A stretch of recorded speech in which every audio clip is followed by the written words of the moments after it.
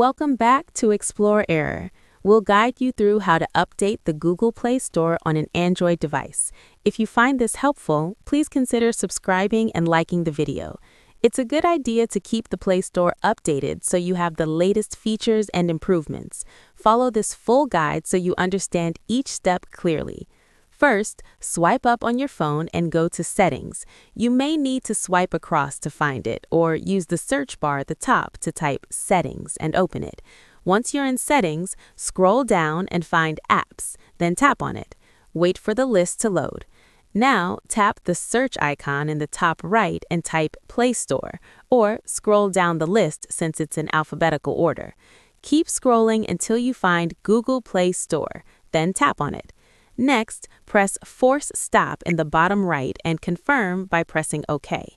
After that, scroll down and tap on Storage, then press Clear Cache in the bottom right.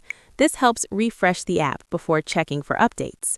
Now, go back and open the Play Store. Wait for it to load completely.